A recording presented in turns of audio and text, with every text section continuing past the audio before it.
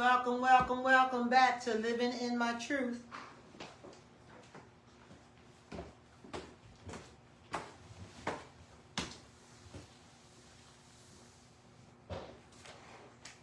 Thank you, thank you, thank you, everybody who joined in.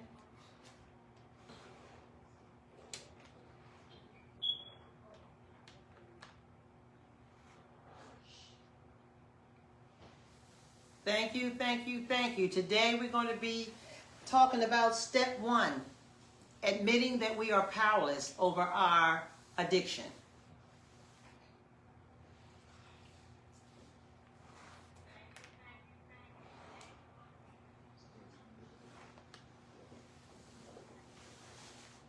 Welcome, welcome.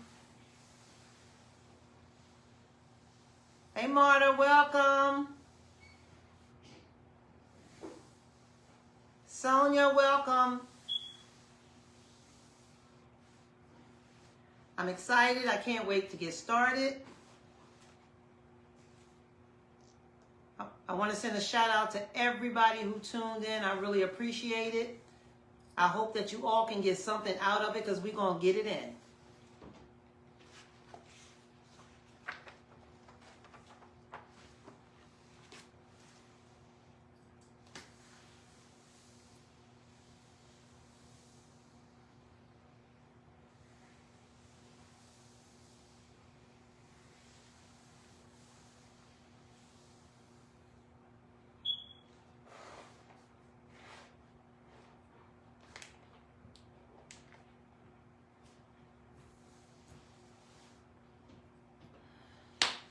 Welcome, welcome. Again, today's episode is going to be on our first step, admitting that we are powerless and our lives have become unmanageable.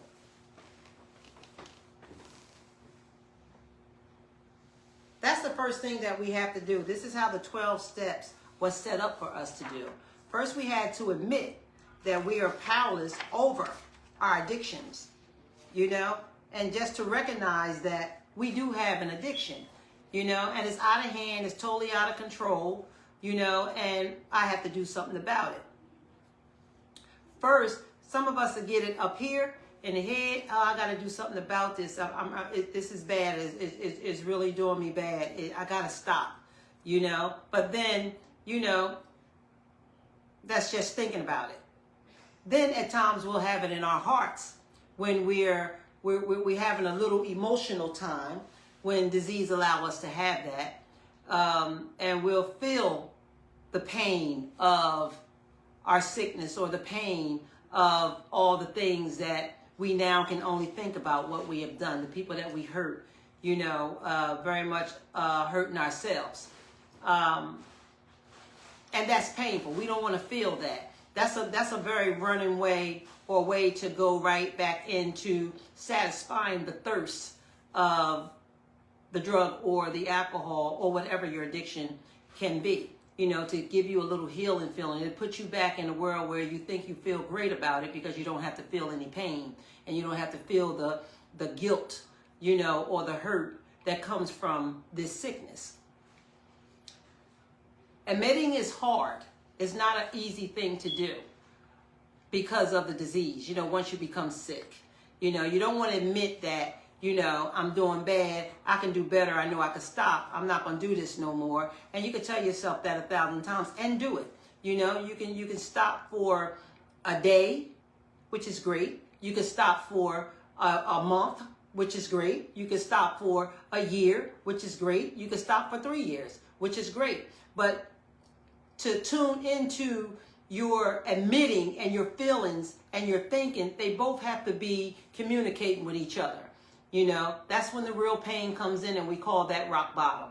Rock bottom for me was getting the door shut on me by, I know my mother who loves me unconditionally, she didn't love what I was doing or doing to myself, and being out there in that snow. It was a snow day that my rock bottom hit, and I had nowhere else to go. And then my mind was like, well, shoot, I ain't got to go over there no more then. You know what I mean? Never would I disrespect my mom. But, inside my head, I'm cussing her out. That's that, you know what I mean? So I went back to where I came from. I went back to the smokehouse, you know, and I had to go out in the street and do the things that I needed to do to get some money to get that comfort. I had to get some more drugs, which my drug of choice was cocaine. Once I got high, I didn't have to think about it no more, brain or feel it, neither or. You know, it just put me right back in that rock bottom that where I always was. So making a long story short, I end up, you know, maybe a month and a half or two after that, you know, just hitting down and nowhere to go, you know, tired of being out there in the streets, you know, tired of selling myself, tired of just running, tired of sitting in the smokehouses. Nobody wants to share anymore because we all in there like New Jack City, you know, zombies, you know. It just got so bad that I just picked my little book bag up because that's all I had left out of everything in my life. That's how I felt. And I walked to Croger Chester Medical Center. We all from the city knows where that is. It used to be a rehab called Better House. Better House was my place of healing. That's where I went to try to get myself better. You know, a lot of people was telling me about that I used to get high with. You know, sign up for Better House because I lost food stamps, I lost the money, I lost everything. You know, so rock bottom means you have nothing. Rock bottom means you have nothing but pain, you know, hurt, you know, anger, frustration. Because don't forget what I tell you about disease. The disease only allow you what it wants you to feel. You know, it won't open up the door for the great feelings and the good feelings and the comfort feelings. It just keeps the door open for the hurt, the pain, you know, suicide, you know, running away. Let me kill myself. You know, it goes into that category because you really have no control of your thinking, you know. But then it'll let you, to feed it, it'll let you have a little bit of emotions so that you can do whatever you have to do to feed it. It's like a hunger, you know. So I had to admit that I had nothing else, nowhere to go, nothing to do. I was hurt. I wanted to get better. I was just tired of being sick and tired. So I walked. And that, at this time, I could say, was my higher power who kept his arms around me. But at that time, he didn't exist. But I walked to a Croger in all that snow that was way up to our thighs that year. It was back in the 90s. And I got there. And when I got there, I bammed on that door and looked up. This big, tall, skinny black man looked down at me. And I said, "Sir, I need help. I really need some help. I can't go on like this." And he just stared at me for a minute. And then he said, "Well, you know you're supposed to go over to the emergency room." I said, "I can't walk no more. I'm cold. I'm freezing." You know? This man let me in. And he said to me, "I can't promise you that they're going to keep you here.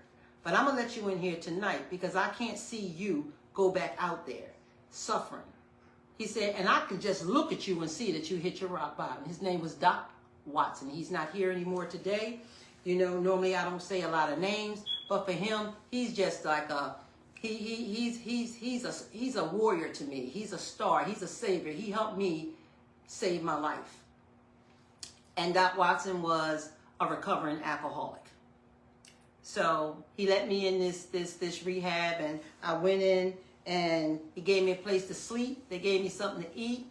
And they didn't tell me I had to get up and do chores at 5 o'clock. Well, hell, it was only 2 o'clock then when I got there. I wasn't trying to get up. You know what I mean? I had no manners, really. I had no, you know, I don't know what this thing is like, you know. But I did know that I was at my rock bottom. I did know I hit bottom, you know. And it takes a lot for us to stand up to us, ourselves, and say, "I'm done. I can't do this no more." But then we just get confused because we don't know why we just can't stop, you know. But when you start hurting with that pain like that, you're going to do something, you know. It's either going to be a good something or it's going to be a bad something, you know. And I'm just grateful that I chose a good something, even with bad intents on going in, you know, because recovery is something that you have to learn, you know. And it's like being reborn again and reliving again, crawling before you walk again. You know, so I had to learn how to crawl before I can walk. And acceptance and admitting and surrendering was the first thing I had to do. You know, so if we have a situation where, you know, we thinking about it too much and it's hurting us in certain ways, you know what I mean? It's becoming a problem. You know, and then if you convince yourself that it's not a problem, but you keep doing it and it's still in the way, that's a problem. You know, so you don't want to get to your rock bottom. You don't have to get to your rock bottom. If you just learn how, you know, addiction, what addiction is and how it works. You know, and I still say that for any addiction of that you're dealing with. Drugs and alcohol is vicious. You know what I mean? The concept of the sickness is powerful and is vicious. And we have no control or no knowledge to ourselves that we have a voice in our head that's literally running us, you know, telling us what to do, when to do it, how to do it, you know, what you're going to do. You know what I mean? It's going to beat us up. It's going to beat you up. It's going to kick your butt until you do as it say do. You know? So all the recovering people that are watching, I know you hear me. I know you know what I'm saying. You know, and for some that, you know, are just tuning in to because you're interested in this and you feel as though, you know, you have certain addictions or certain problems for yourself, this is a very good way to learn how to acknowledge them, to surrender to yourself, and to start helping yourself. Okay, so admitting, I'm going to read the first step to you. It says, step 1, we admit that we are powerless over the addiction and that our lives have become unmanageable. Okay, now step 1, you know, means that we do not have to use, and it's a great freedom. It took a while for some of us to realize that our lives had become unmanageable for others. The unmanageability of their lives was the only thing that was clear. We knew in our hearts the drugs, the alcohol, or whatever your addiction, you know, had the power to change us into someone that we didn't want to be. Wow.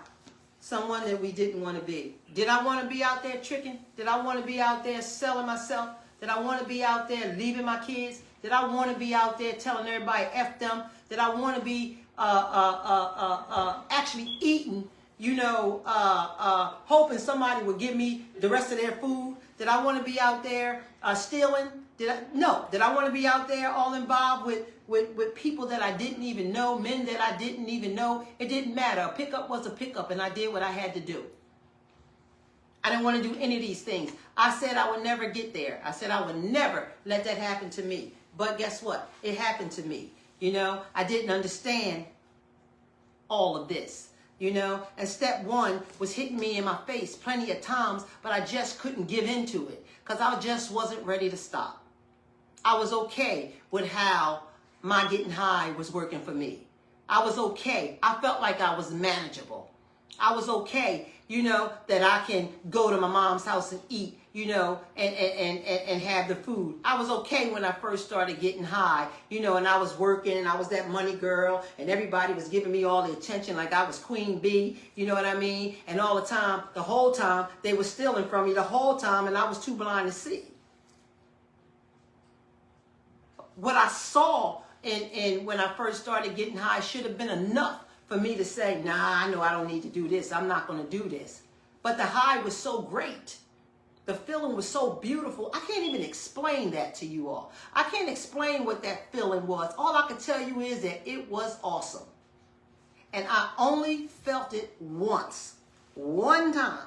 And I went into all this mad darkness for one hit that I'm never going to ever feel again. Even if I started and did that thing today, it would never be like the introduction. I just have the wisdom to know the difference on that today. But back then, when I took that first hit, I said, Jesus, oh, I should have been doing this. It was beautiful. It was awesome. I'm not going to shed no type of like, you know, hold back or anything. Like I said, it was awesome. It was so awesome, I wanted more. And it was so awesome, I wanted more. And after that, 2 days went by when I first started smoking this thing, you know, and it was like, oh my gosh, I got to do this some more. And then that's when all those little voices came up there. Yeah, You know, this would be good. You cool. Just don't let yourself get like them junkies. Just don't let yourself get like this. And my second hit was in a smokehouse. That's when I seen New Jack City. And I'm looking like, goodness gracious, people, you know, staring, looking on the floor, going underneath tables. It's the craziest psychiatric stuff that you could possibly see. So when you watch TV, it's real. It's real what you're looking at. This disease doesn't discriminate. You know what I mean? And everybody know it will take you out your head and you won't even know that you're out of it. Hearing things, looking out of windows, you know what I mean? Running, scared, thinking that the cops is after you, thinking bugs is on you, all kinds of stuff like that. I saw so much, and you would think that would have been enough for me, but it wasn't. I would ask them, is she all right? Are they all right? They'd be like, oh, girl, she do that all the time. Don't even worry about it. All they wanted was to get high. They didn't care about what was going on with somebody else, because you don't. That's when your emotions is just starting to just evaporate right in front of you and you don't even know. You don't even care. I seen people laying down who done got beat up, who done got hurt, you know what I mean, who laying there, getting ready to die or whatever, you know what I mean, and we look at them and check them and make sure they ain't got no dope, you know what I'm saying, and if they don't, we roll, we leave out. You couldn't tell, you couldn't say nothing, the world is crazy. You couldn't say nothing back then and in those days. You know, admitting that I was powerless over my addiction, you know, the pain is just so deep and it hurted so bad, I can't even explain that to you. You know what I mean? It's a world and it's a feeling that is so outrageously crazy and it don't even want you to remember what it feels like. You know, it wants to keep your conscience clogged up so it can just seep back in, disease can, and just make you do it all over again. You know, the two feelings is so different. Getting high and coming down off a high. Two different feelings. One was beautiful and the other one was the worst pain I've ever felt in my life. I can't describe to you the pain, but I can tell you it hurts. It is painful. Physically, mentally, and spiritually. Admitting that I'm powerless. You have to be honest. You have to be ready for this. You have to say, you know, not just here, but in your heart as well. Don't forget, disease is D-I-S-E-A-S-E. This sickness is D-I-S/E-A-S-E. One can't work without the other. You know, and disease messes with both. That's why it's separated. That's why we become unmanageable.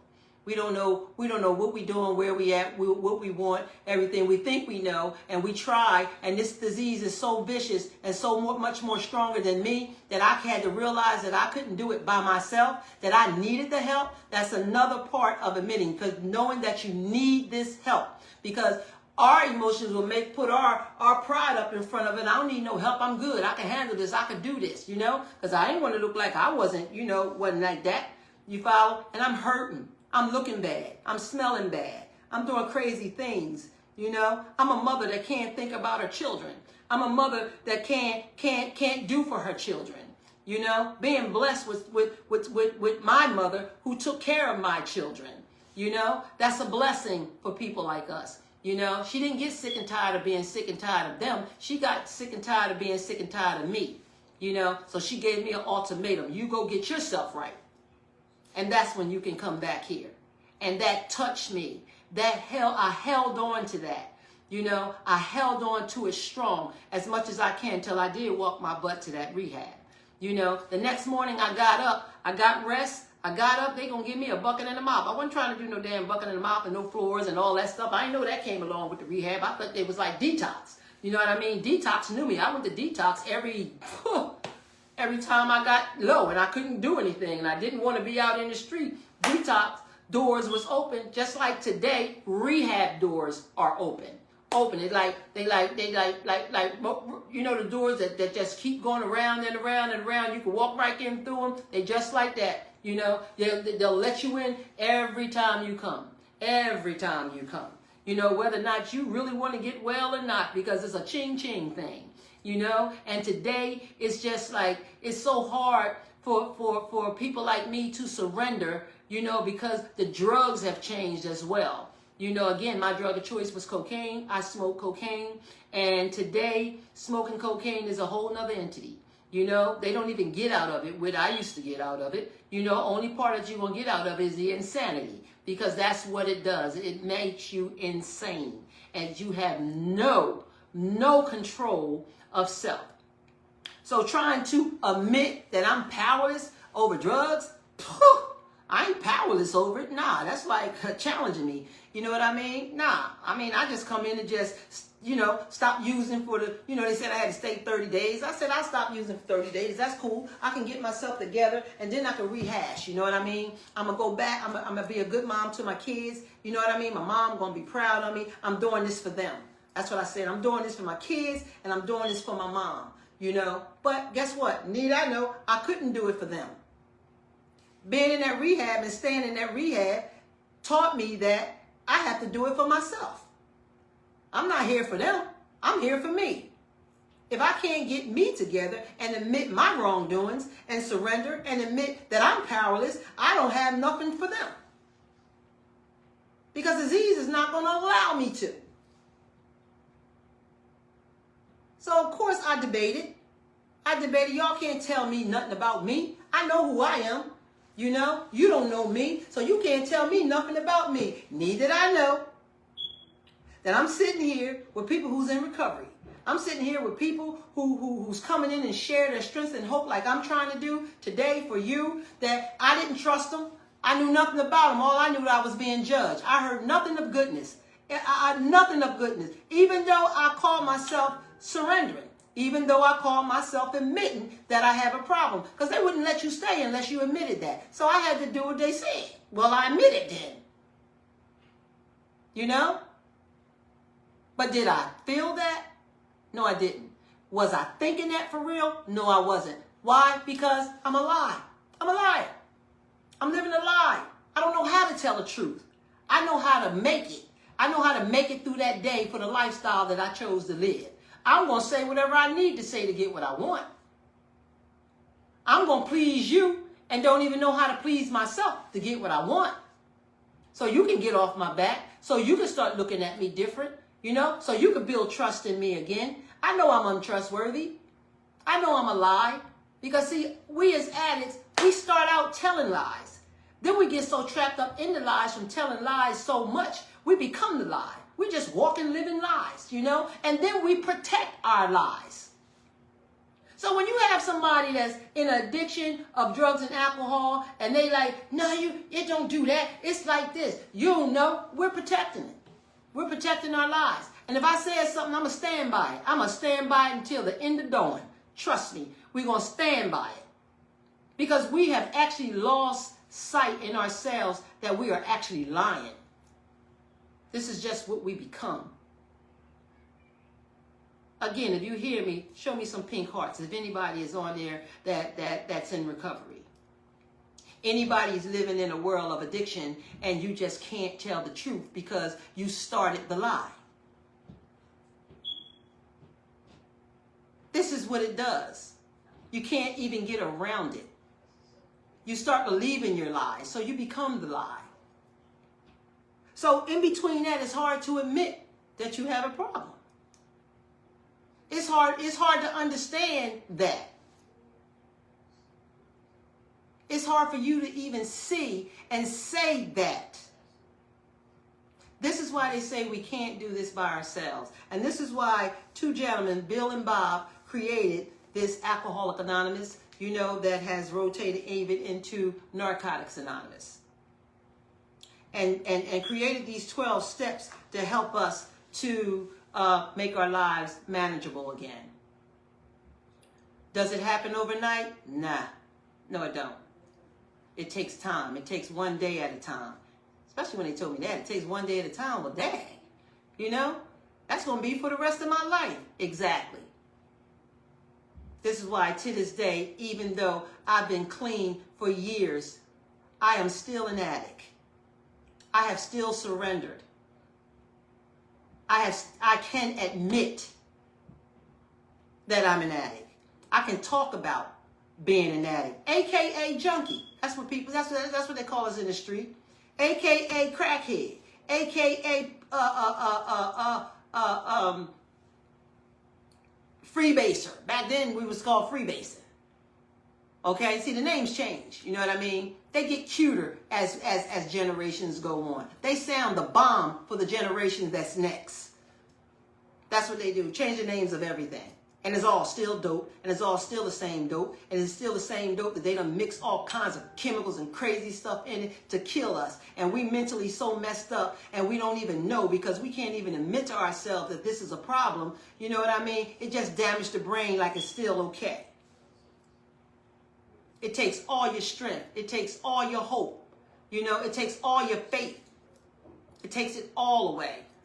So first step, we have to admit, you know. So just, you know, for some of us, that's something that, you know, you have to work on in order to, you know, be ready for the truths. The truths is going to set you free. Trust me when I say that. The truth will set you free. And the first person you have to be honest with is self. It has to be self. Because once you work on you and you start getting the tools, you start getting the vibe, the feeling, you know what I mean? Because this thing gets so good that, you know, my high in recovery, my high in my active addiction can't touch it. I get lit off of what I'm doing right now.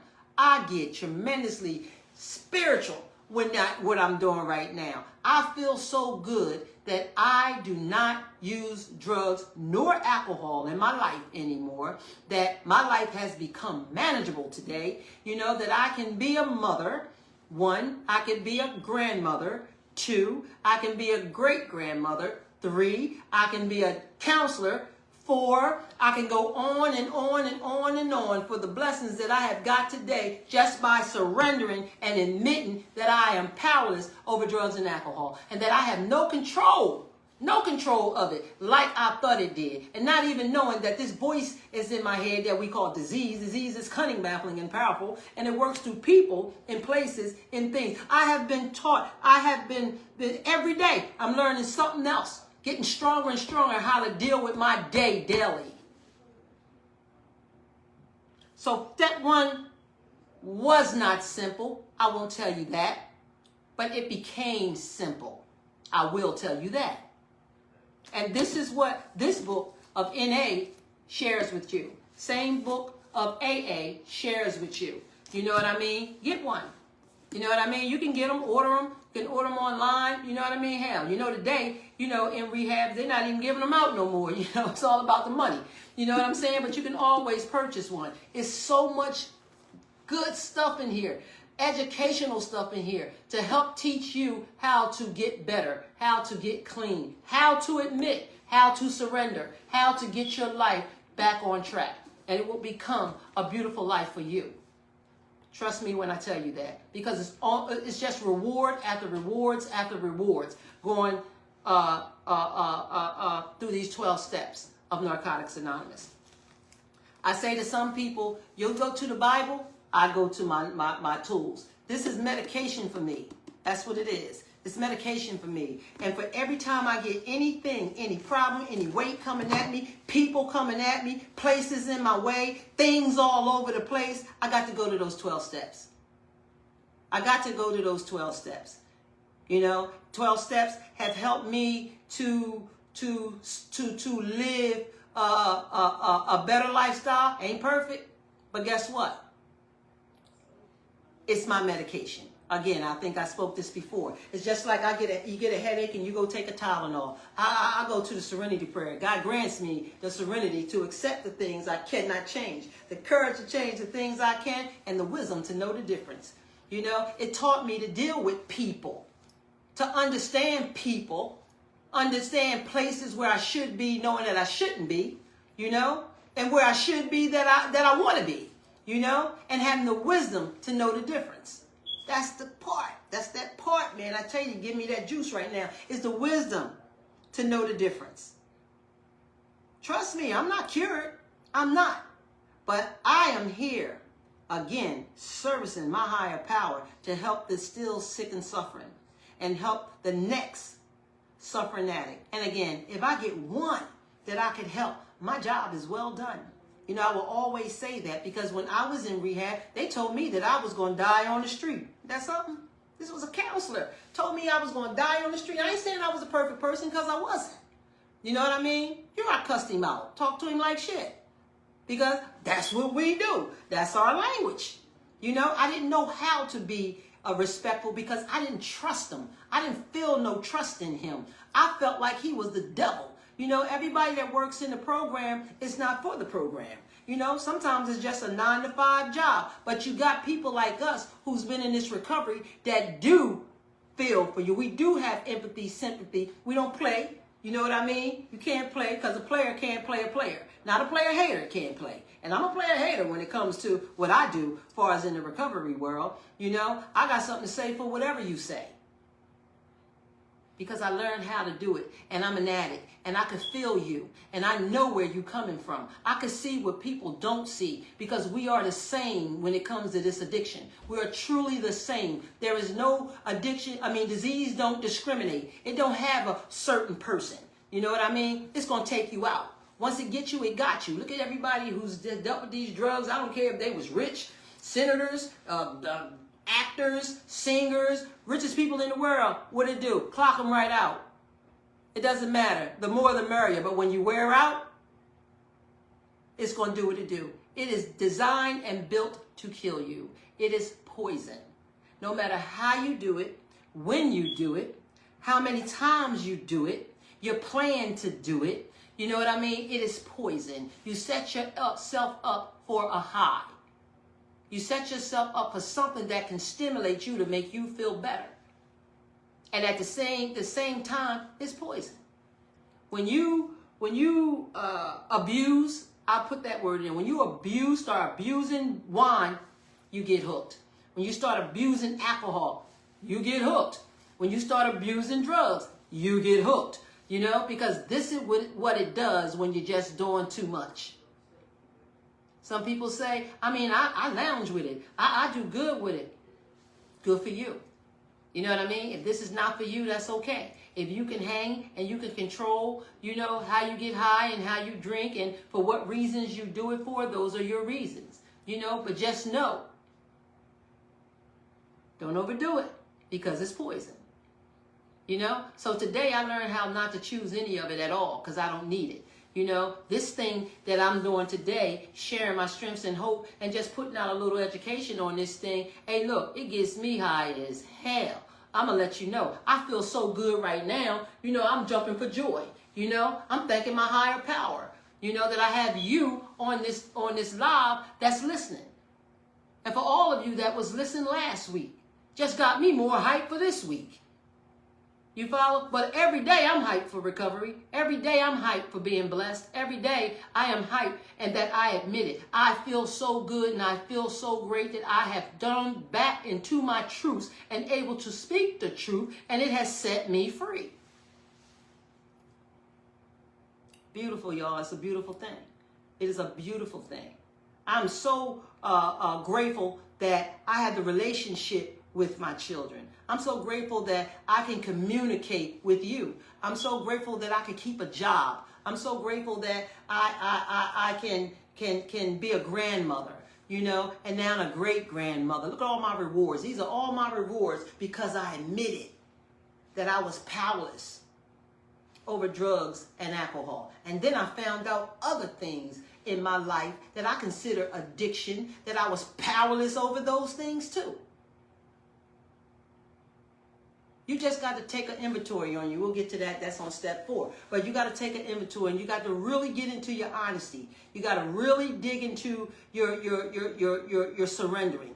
You got to get honest with yourself because the lie still lives. The lie don't die unless you put it in remission. So we live a lie.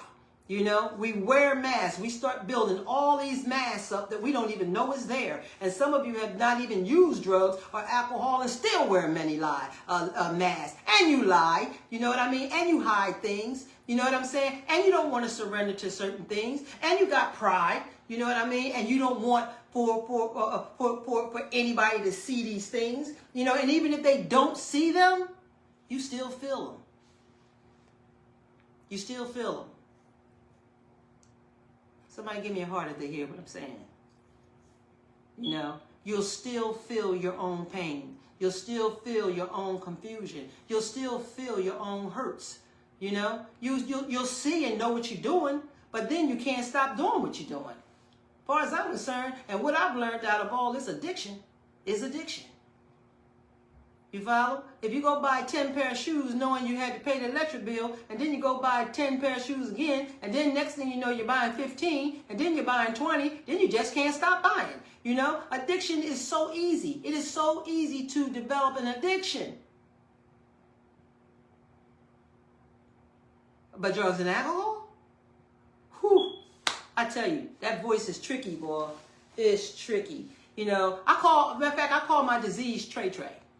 You know, like y'all, some of y'all know me. I call my little party self Treyonce. You know, my disease is Trey Trey. And I'm scared of her butt. I ain't scared of nothing of nobody, but I'm scared of her. You know what I mean? Because she has been the biggest challenge in my life that whooped my butt, tore me up, like the killed me. And I can't get rid of her because she's me. That was my thinking. That was my doing. That was my decision making. You know, I didn't know she was that powerful. I didn't know she was speaking to me. I thought I was speaking, you know, to me like on a regular, like we think. Well, we all got a conscience, so we hear this inner conscience. We hear this inner conscience with everything we do. What we don't hear the inner conscience is telling us to blink our eyes, smell, keep breathing, move your arm, you know, reach over for that fork, you know, but we don't hear it when it's taking control of our emotions again and our thinking. Once it separates the emotion, because you know, as an addict, you know, or addicted person, we work with no emotions whatsoever because we have lost track of them. It's the puzzle I talk about in the head. The puzzle is all over the place now. You know what I mean? And the pieces is laying all over the place. And in order to put the pieces to the puzzle together, you have to be able to pay attention here. You got to be able to recognize and see if that's the piece that needs to go in this puzzle. You know what I'm saying? Us as addicts, we can't listen. So we definitely don't hear you. So we sure enough ain't getting it or see it until we learn how to do that. You know, so we're judged by that. You know what I mean? When people don't understand how powerful this voice, this disease we call, is in our thinking and our emotion. It controls them both. It keeps them separated because if one touch the other, we're going to become powerful. We're going to get our strengths and our hopes back. You know, we're going to learn how to do what I'm doing. You know what I mean? So if we keep them disconnected and keep you confused, you know, and just let you think it in your head sometimes, or maybe feel it in your heart sometimes, you know what I mean? It keeps the control, you know, so it goes spiral. It's not even working. It's not even communicating. It ain't making no sense in either way whatsoever because you don't hear it.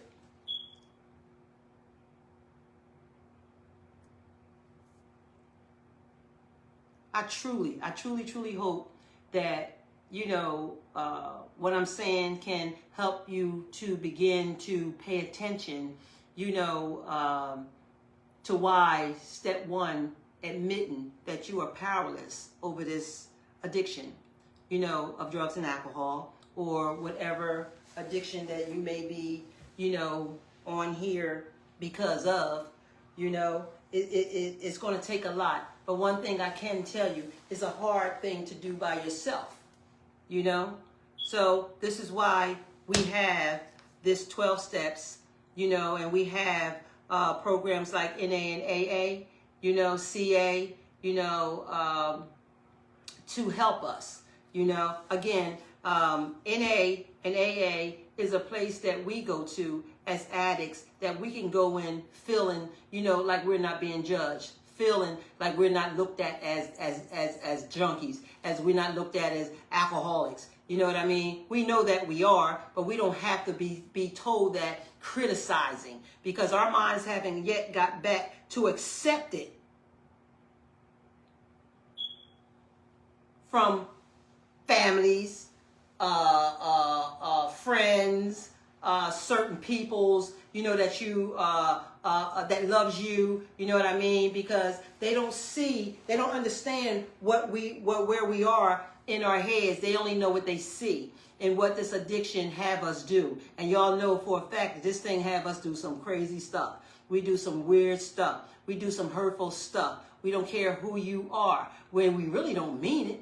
You know what I mean? But we have no choice because the pain is so excruciating that you'd rather steal from your mother to get that pain out of you.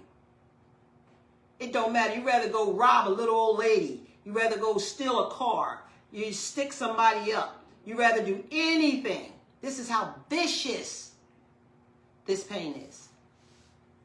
This is what it do to us. And if you walk the walk, you truly can talk the talk. You know, because you can be on the outside looking in like, you know, that ain't nothing that bad. Oh, yes, it is. Take it from me. Living proof.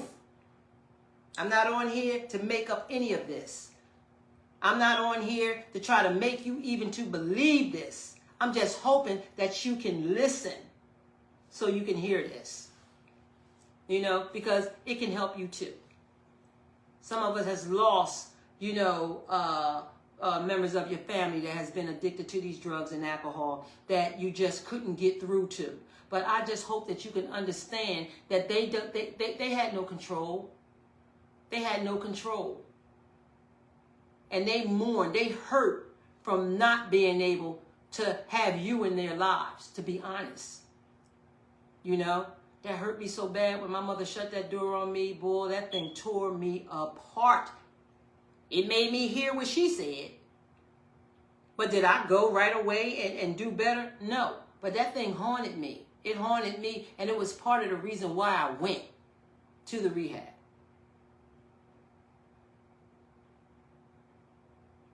And God knows I'm so grateful that I made that choice. I'm so grateful that I can sit here today again and to share my strength and hopes. And I'm going to do this by the 12 steps. You know, we're doing the 12 steps today, and to get started and to have you get started with me, you know, this is why I said, you know, first step, admitting that we are powerless. Surrendering. Trying to get better. And I don't care if you surrender right now on this iPod podcast and you say, you know what, I surrender, you know what I mean? Look, this disease is so vicious and it knows you're so vulnerable and you're so weak at this point, it'll have you go off this podcast and not even worry about this thing. You know, that was good, all right, I'm gonna try, I'm gonna do this, I'm gonna do that, you know what I mean? It'll have you forget everything you heard. Matter of fact, it won't even let you listen so that you can hear it. You know, but I'm going to keep on repeating and I'm going to keep on saying things for every step that I hope that I can help you to understand what it means in our language. And y'all, when I say our language, I'm saying to the people who are sick. I'm saying to the people who are struggling. I'm saying this to the people who can't get a grip. It is our language. Addicts and alcoholics, we have our language. Now, generally, I'm cussing. I'm saying a lot of things, but I'm trying to keep it real right now. You know, I'm not going to promise you in the future that these things won't come out. You know, because it will, because the emotions is just that strong, is just that powerful. You know what I mean? We can't sit down and hear you, okay, Miss Allen, you're this and you're that, and this is that. We're looking at you like, man, I can't believe this B-I-T-C-H. Who she thinks she talking to, man? You ain't got to be feeling sorry for me. And all this person is trying to do is help. We don't see that. Because we're not listening to her, one. So that means we can't hear her, two. So how the hell could we see her? You know what I mean? And when I say see, I mean feel her. You know? I'm getting a cold vibe from her because I don't like what she look like. I don't like her body language. I don't trust her. This is what sickness make you see. This is really what we see. Like we don't believe what you see us doing. We don't see that. We're blind when it comes to that. So again, we lost emotions. So our trust has to be trust. You know, we looked at as we're being judged all the time, as we are. I remember one time I went to church, and I went into church, and I wasn't in my best. I wasn't looking good. I wasn't smelling too good. And you just saw how these people was just looking at me. Things people were saying, you know. And this one person said, "Get her out of here." I guess the pastor must have read her lips, because the pastor said, "Leave her there. She needs this. She's here for help. I don't care what she looks like." And I was sitting in the back of that church with tears in my eyes. Because you know I'm hardcore. I don't care what you say. You follow? But we have to open up to get to understand the lifestyle as a user, as an addict or alcoholic who's had no control of themselves. And when we go into these churches and we go up to people and we ask people for food, we're asking for help, for real. But a lot of people look at us like, "Oh, she ain't nothing but a junkie. Get out of my face." You know what I mean? No, I'm not going to give you a dime. You know, I try to give people money every time I can, you know, when I'm driving down the streets, you know, and all that. Even if I know they may go get high. But you know what? They may not. They may really go buy themselves something to eat. And I'm going to continue to do that. I'm going to continue to do that because that was me.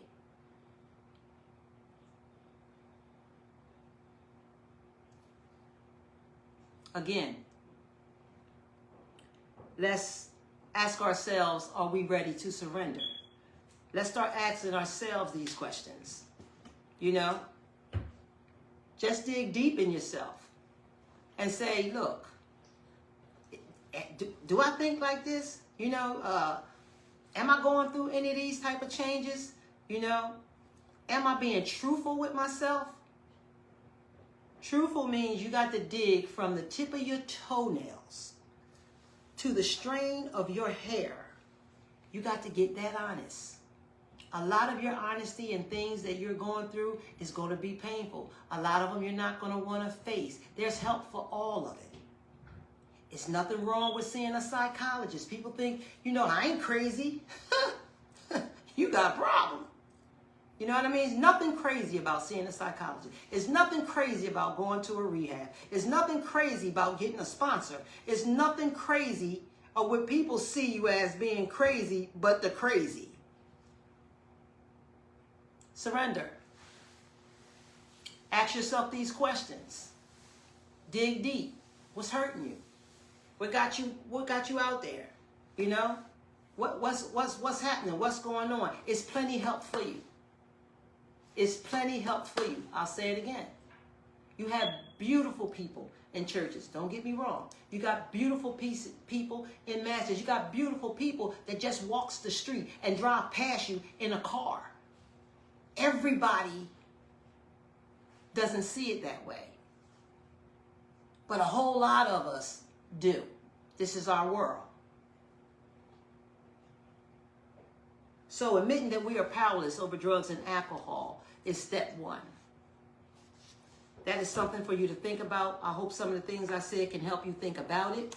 You know, I hope sharing my story and my strengths and hopes can help you not only hear it, but see it, you know, and to help you to feel like trusting, you know, the information that I am offering, you know, the education that I have been taught, you know, by these same 12 steps. You know, as this show goes on, we will get into a whole lot more. So don't think because we ain't in the nitty gritty, or we will be there. Trust me, because it leads to all of that. But it's time for me to let you guys go for tonight. Hopefully, you'll think about some of the things I said. You can send me shout outs on this live thing. I'm learning it, y'all. I'm learning it. You can send it to me because I'm going to try to read every single one until I can have it where I can speak to you and you can speak to me too. You know, at the same time. You know, so for now, I'm going to end this again, admitting that you are powerless. Surrendering that you are powerless over addiction. And to my fellow brothers and sisters who are users of drug and alcohol, it's the first step. It's the first step. And you got to do that first before you can do anything. So until the next time, next Wednesday at 7 o'clock, we'll be back here. Thanks again, y'all.